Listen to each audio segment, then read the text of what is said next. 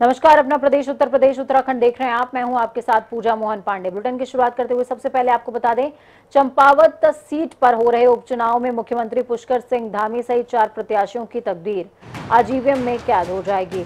उत्तराखंड की 5वीं विधानसभा के लिए 15 फरवरी को हुए मतदान के 106 दिन बाद 31 मई यानी कि आज चंपावत की जनता दूसरी बार मतदान कर रही है। आपको ये बता दें कि कांग्रेस प्रत्याशी निर्मला गहतोड़ी ने चंपावत जीआईसी बूथ में अपना वोट डाला है, तो वहीं बीजेपी प्रत्याशी मुख्यमंत्री पुष्कर सिंह धामी चंपावत उपचुनाव में वोट नहीं दे सकेंगे। सीएम का नाम खटीमा विधानसभा क्षेत्र की मतदान सूची में दर्ज है। निर्दलीय हिमांशु गुड़कोटी भी चंपावत में वोट नहीं कास्ट कर सकते, क्योंकि मतदाता के तौर पर उनका नाम पिथौरागढ़ सीट पर दर्ज है।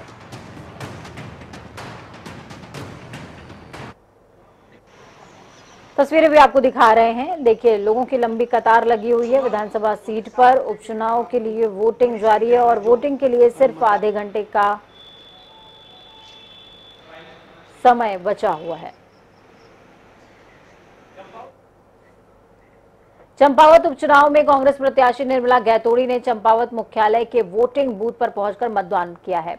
उसके बाद कांग्रेस प्रत्याशी ने अलग अलग बूथों पर जाकर निरीक्षण किया। इस दौरान निर्मला गहतोड़ी ने बीजेपी पर आरोप लगाया। उन्होंने कहा कि कांग्रेस के बूथ एजेंट्स की एंट्री नहीं होने दी जा रही है। इसको लेकर कांग्रेस प्रत्याशी ने डीएम कार्यालय में धरना देने की बात भी कही है। अपना मतदान कर चुकी हूँ, लेकिन ये लोकतंत्र का पर्व है मतदान।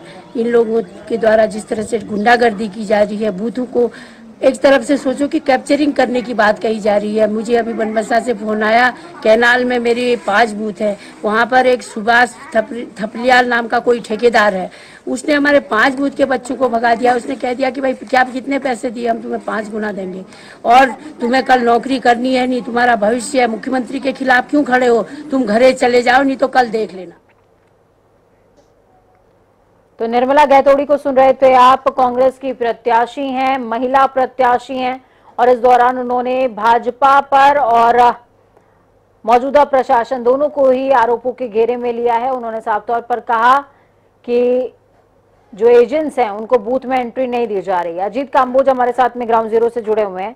अजीत, क्या कुछ अपडेट है? आधे घंटे का समय बाकी रह गया है और ऐसे में तमाम तरह के आरोप भी सामने आ रहे हैं कि बूथ एजेंट्स को एंट्री नहीं मिल रही है। और सबसे दिलचस्प बात यह कि चंपावत उपचुनाव में 2 जो कैंडिडेट हैं, एक निर्दलीय कैंडिडेट और एक सीएम खुद, दोनों ही बाहर के हैं।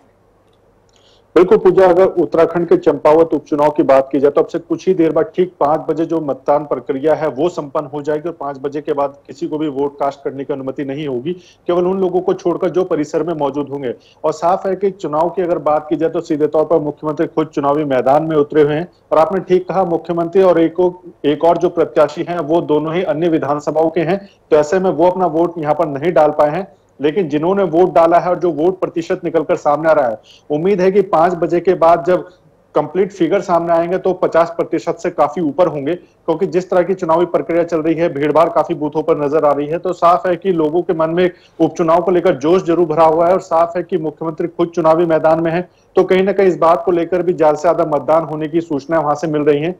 हालांकि जो निर्मला गहतोड़ी हैं कांग्रेस प्रत्याशी, उन्होंने दोपहर बाद अपना वोट कास्ट किया था और दोपहर बाद ही उनका यह आरोप निकलकर सामने आया था कि कई बूथों पर उनके जो एजेंट्स हैं कांग्रेस के, उनको प्रवेश नहीं करने दिया जा रहा है। जो भाजपा के लोग हैं वो उनके साथ बदतमीजी कर रहे हैं। तमाम तरह की बातें, आरोप लगाने की बात गहतोड़ी की तरफ से सामने आई है। तो साफ है कि शासन प्रशासन के ऊपर भी कांग्रेस 2 समीकरण मेरे माध्यम से अजीत तमाम दर्शक भी समझना चाहेंगे। देखिए, जब हम चंपावत सीट की बात कर रहे हैं तो ब्राह्मण और महिला, ये क्योंकि हमेशा से माना जाता है कि ब्राह्मण बाहुल्य ये सीट रही है और ब्राह्मण उम्मीदवार को ही मौका इस सीट से मिला है। ऐसे में महिला उम्मीदवार होना, ब्राह्मणों का बाहुल्य होना, ये तमाम जो समीकरण है वो किसके पक्ष में जाते हुए नजर आ रहे हैं? निर्मला गहतोड़ी के कितने चांसेस है, वो कितनी फाइट दे पाएंगी पुष्कर सिंह धामी को? बिल्कुल, अगर निर्मला गहतोड़ी की बात की जाए तो जिला अध्यक्ष रही हैं कांग्रेस की और सीधे तौर पर काफी लंबा समय उन्होंने राजनीति में गुजारा है। तो ऐसे में उम्मीद उनसे ही की जा रही है कि वो अच्छी फाइट कांग्रेस की तरफ से मुख्यमंत्री पुष्कर सिंह धामी को देती हुई नजर आएंगी। लेकिन एक बात और मैं बताना चाहूंगा, सीधे तौर पर अगर 151 बूथों की बात की जाए, मतदान केंद्रों की बात की जाए जहां पर आज वोटिंग हो रही है, इसमें आधे से ज्यादा बूथ या मतदान केंद्र ऐसे हैं जहां पर कांग्रेस के बस्ते नहीं लगे हैं, जिस तरह की सूचनाएं आ रही है। और साफ है कि बस्तों की एक महत्वपूर्ण भूमिका होती है। आधे से ज्यादा वोटिंग का जो परसेंटेज है वो इन्हीं बूथों के, इन्हीं बस्तों के हिसाब से तय हो जाता है। लेकिन जिस तरह की सूचनाएं सामने आ रही हैं कि आधे से ज्यादा मतदान केंद्रों के बाहर कांग्रेस के बस्ते नजर नहीं आ रहे हैं, तो कहीं ना कहीं ये इशारा कर रहे हैं कि कांग्रेस कितनी दिलचस्पी के साथ इस चुनाव को लड़ रही है। उपचुनाव की अगर बात की जाए तो स्टार प्रचारकों की बड़ी सूची कांग्रेस की तरफ से जारी की गई थी, लेकिन प्रदेश स्तरीय नेताओं के अलावा किसी और ने भी इधर झांकना मुनासिब नहीं समझा। भाजपा की अगर बात की जाए तो मुख्यमंत्री के साथ तमाम कैबिनेट मंत्री और प्रदेश स्तरीय नेताओं के अलावा जो सबसे बड़ी बात थी, योगी आदित्यनाथ उत्तर प्रदेश के मुख्यमंत्री है, वो खुद यहाँ पर आकर चुनावी जनसभा संबोधित करके गए हैं। तो ऐसे में साफ होगा कि आने वाले समय में महिलाओं की क्या भूमिका होगी, ब्राह्मणों की क्या भूमिका होगी, ये जरूर काफी बड़े फैक्टर हैं जो तय करेंगे कि किसके पक्ष में मतदान क्या है। अगर भौगोलिक परिस्थिति और मतदाताओं की बात की जाए तो 96,000 से ज्यादा टोटल मतदाता है जिन्होंने अपना आज वोट कास्ट करना है, जिसमें से 46,000 के करीब महिलाओं की संख्या है। और आम चुनाव 2022 की अगर बात की जाए तो महिलाओं का वोट प्रतिशत सबसे ज्यादा रहा, जिसके चलते ही भाजपा अपने आप पूरा दमखम लगा रही है कि उन्हीं की बदौलत वो सत्ता में वापसी की है। तो ऐसे में अगर आज जो उपचुनाव हो रहा है, ऐसे में वोटों का परसेंटेज अगर महिलाओं की तरफ से बढ़ता है तो सीधी तौर पर यह भाग्य का फैसला करेगा कि किसकी तरफ महिलाओं का रुझान ज्यादा रहा है। बहुत शुक्रिया अजीत, हमारे साथ जुड़ने के लिए, अहम जानकारी ग्राउंड जीरो से साझा करने के लिए। इस बीच लखनऊ से आपको बड़ी खबर, अहम जानकारी देंगे। लखनऊ से बड़ी खबर सामने आ रही है। टीले वाली मस्जिद मामले में सुनवाई हुई है। कोर्ट में दोनों पक्षों की सुनवाई पूरी हो चुकी है। मामले में कोर्ट ने समय देने से इनकार कर दिया है। मामले पर आज शाम तक कोर्ट फैसला सुना देगा। तो बड़ी खबर, अहम जानकारी आपको दे रहे हैं। टीले वाली मस्जिद के नाम और उस जगह के स्पष्टीकरण, ये तमाम चीजों को लेकर के आज सुनवाई कोर्ट में चल रही है। और इस पूरे मामले को आगे बढ़ाने से या फिर आगे और डिले करने से कोर्ट ने मना कर दिया है। और आज शाम तक इस पूरे मामले पर फैसला आ जाएगा। तो बड़ी खबर, अहम जानकारी ग्राउंड जीरो से आपको दे रहे हैं। टीले वाली मस्जिद का मामला जो लगातार गरमाया रहा लखनऊ के अंदर, टीले वाली मस्जिद मामले में सुनवाई फिलहाल हुई है। मीडियम सिटी ने जो अपने काउंटर एफिडेविट में लिखा है, उसने वो 2001 की घटना वो लिखी है, जब जो है ये जो है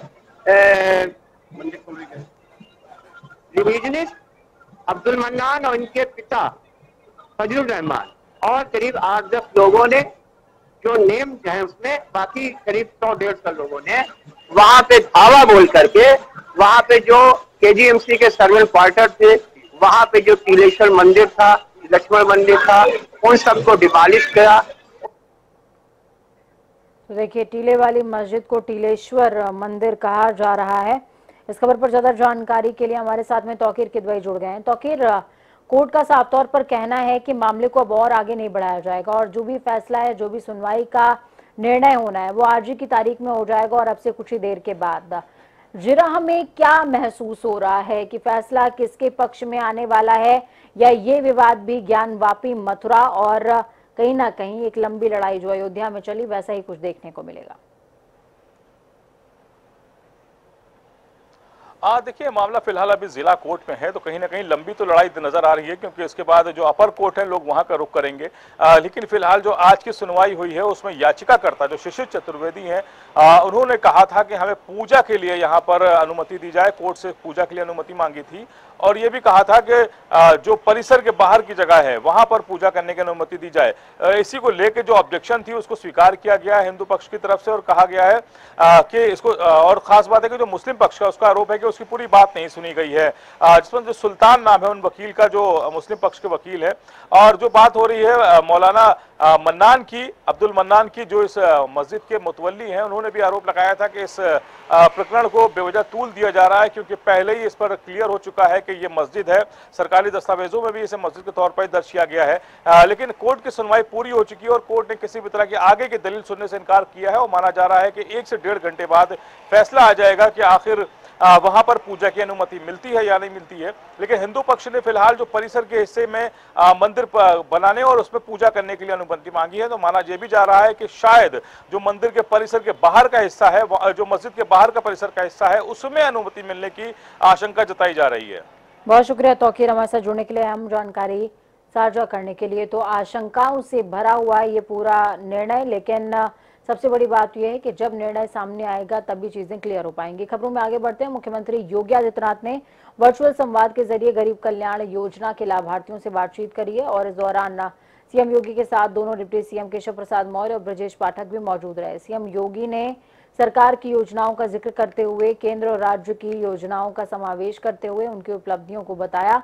उन्होंने कहा कि आज बेटियां स्कूल जा रही हैं, बिना भेदभाव के सभी वर्ग के लोगों को कन्या सुमंगला योजना का लाभ मिल रहा है। हमारी सरकार ने हर वर्ग का विकास किया है। सीएम योगी आदित्यनाथ ने कहा कि प्रधानमंत्री नरेंद्र मोदी के निर्णय किया है कि हर घर में हम पाइप कनेक्शन पहुंचाएंगे और जो जल आपके घर आएगा उसके सामने आरओ का पानी भी फेल हो जाएगा। इससे लोगों के जीवन में व्यापक परिवर्तन जरूर होगा। यानी प्रधानमंत्री जी का 8 वर्ष का सफलतापूर्वक कार्यकाल पूरा हुआ है। इन 8 वर्षों में आपने देखा होगा देश में बहुत कुछ लोगों में परिवर्तन होते हुए देखा है। देश वैश्विक मंच पर सम्मान प्राप्त किया है। गांव के लिए, गरीब के लिए, किसान के लिए, नौजवान के लिए, महिलाओं के लिए, समाज के विभिन्न तबकों के हितों के लिए शासन की योजनाओं का लाभ सीधे सीधे पहुंचता हुआ दिखाई दिया। आपने देखा होगा कि हम किसी एक योजना से जुड़े हुए लाभार्थी से बात कर रहे थे, लेकिन जब पूछा जा रहा था कि आपको और किसी योजना का लाभ मिल रहा है तो सीधे बोल रहे थे। प्रधानमंत्री आवास योजना वाला है तो कहते थे साहब हमें शौचालय भी मिला है, हमें राशन कार्ड भी मिला है, हमारा जनधन अकाउंट भी खुला हुआ है, हमें आयुष्मान भारत का गोल्डन कार्ड भी मिला हुआ है, हमें अन्य तमाम योजनाओं का लाभ उन्हें प्राप्त हुआ है और प्राप्त हो रहा है। और यही तो परिवर्तन प्रधानमंत्री जी चाहते थे।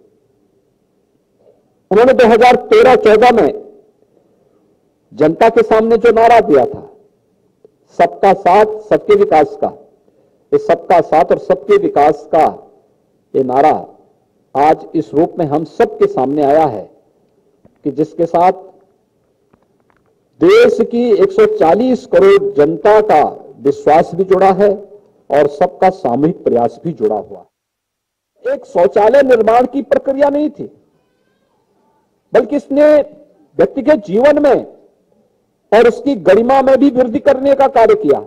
तमाम प्रकार की बीमारियों से मुक्ति के साथ ही नारी गरिमा का प्रतीक भी ये शौचालय बना और इसलिए उत्तर प्रदेश ने इसका नाम इज्जत घर नाम रखा। और इज्जत घर के नाम पर हम लोगों ने इसका जब प्रचार किया तो प्रधानमंत्री जी ने इसकी बड़ी सराहना की थी कि एक नाम ऐसा भी जिसने वास्तव में नारी गरिमा की रक्षा भी की और बीमारियों से बचाव में भी इसका बहुत बड़ा योगदान है, वह कार्यक्रम भी उत्तर प्रदेश के अंदर सफलतापूर्वक लागू हुआ। ज्ञानवापी श्रृंगार गौरी मामले में कमीशन सर्वे का वीडियो वायरल होने के बाद हिंदू पक्षकार की 4 वादी महिलाएं जिला जज की ओर से सील बंद लिफाफे में दिए गए सीडी को वापस करने पहुंची। जिला जज न्यायालय अदालत में प्रार्थना पत्र देकर वादी महिलाओं ने वायरल वीडियो के बारे में न्यायालय को अवगत कराया। वादी महिलाओं ने न्यायालय को सील बंद लिफाफे की सीडी वापस करने की पेशकश की तो न्यायालय ने लिफाफा लेने से इनकार कर दिया। जिला अदालत ने लिफाफे को वादियों के पास ही सुरक्षित रखने और 4 जुलाई को फिर से कोर्ट लेकर आने की बात कही है। अब देखने वाली बात ये होगी कि जो वीडियो वायरल हो रहा है इसके पीछे कौन है, क्योंकि हिंदू पक्षकार की 4 वादी महिलाओं ने अपने विरोधियों पर आरोप लगाते हुए कहा कि उन्हें बदनाम करने की साजिश है। वहीं विश्व हिंदू सनातन संघ के प्रमुख जितेंद्र सिंह बिसेन ने इस मामले में न्यायालय से सीबीआई जांच की मांग की है।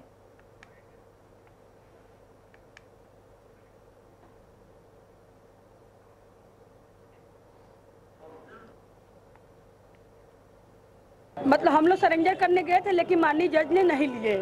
बोले कि 4 जुलाई को मतलब आप सुरक्षित रखिए, 4 जुलाई को जो कार्रवाई होगी 4 जुलाई को होगी। जांच कोई मतलब जो लीक किया है उसके ऊपर तो कार्रवाई होबे करेगा, चाहे भी जो हो, चाहे हिंदू पक्ष की हो चाहे मुस्लिम पक्ष की हो, लेकिन कार्रवाई तो होगी उन लोग के ऊपर।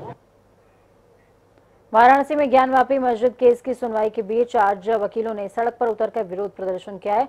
वकीलों की मांग है कि ज्ञानवापी परिसर का फैसला आने के पहले यहां पर नमाज नहीं होनी चाहिए। इसके अलावा मांग की गई कि अगर नमाज होती है तो हिंदुओं को भी यहां पूजा करने का अधिकार मिलना चाहिए।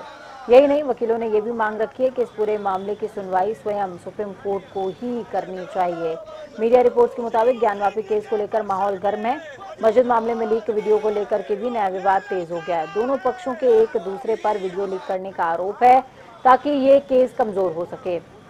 ANI की रिपोर्ट के मुताबिक हिंदू पक्ष के वकील विष्णु जैन ने कहा है कि हमारा केस मजबूत है, हम अदालत के सामने साबित करेंगे कि मस्जिद को मंदिर तोड़कर बनाया गया था। उन्होंने कहा, हम अगली सुनवाई के लिए मेरिट तैयार कर रहे हैं। का होना पाया गया है।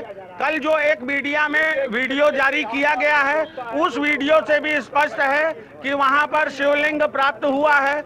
इसलिए अधिवक्ता, हिंदू समाज के जो अधिवक्ता हैं, वह केंद्र सरकार, सर्वोच्च न्यायालय से भी मांग करते हैं, चूंकि सर्वोच्च न्यायालय ने नमाज पढ़ने की अनुमति 17/5/2022 को दिया है कि नहीं, नमाज पूर्व की भांति चलेगा। और साथ ही यह भी कहा है कि शिवलिंग को संरक्षित किया जाए। हिंदुओं की जन भावना को ध्यान में रखते हुए हम पूरे सर्वोच्च न्यायालय से, केंद्र सरकार से ये मांग करते हैं कि हमारी पूजन की, हमारी भोग की, श्रृंगार की सारी चीजों को वहां व्यवस्थित किया जाए और ज्ञानवापी परिसर में जो बाबा आदि विश्वेश्वर विराजमान हैं, उनका सम्मान हो, उनका नित्य प्रति सेवा हो और समस्त काशीवासी उनका हर जो धार्मिक संस्कार है वो कर सके, यही हमारी मांग है।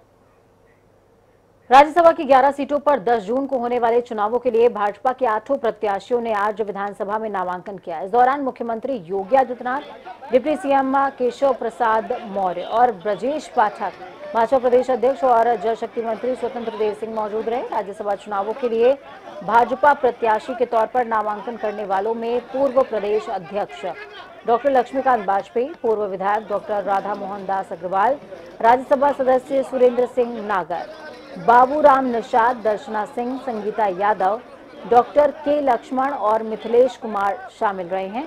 उत्तर प्रदेश विधानसभा में 403 सदस्यों में से भाजपा गठबंधन के पास 275 सदस्य हैं, जो कि इनके पक्ष में मतदान करेंगे। भाजपा के 8 प्रत्याशी भाजपा प्रदेश कार्यालय से मुख्यमंत्री योगी आदित्यनाथ के साथ करीबन 11:30 बजे का वक्त था जब नामांकन करने के लिए विधानसभा पहुंचे। तो वक्त यहाँ पर छोटे से ब्रेक का। ब्रेक के उस पार खबरों का सफर लगातार जारी है। बने रहिए जनता टीवी के साथ, क्योंकि हमें आपकी ताकत, अपना और अपनों का बहुत ज्यादा ख्याल रखिए। नमस्कार।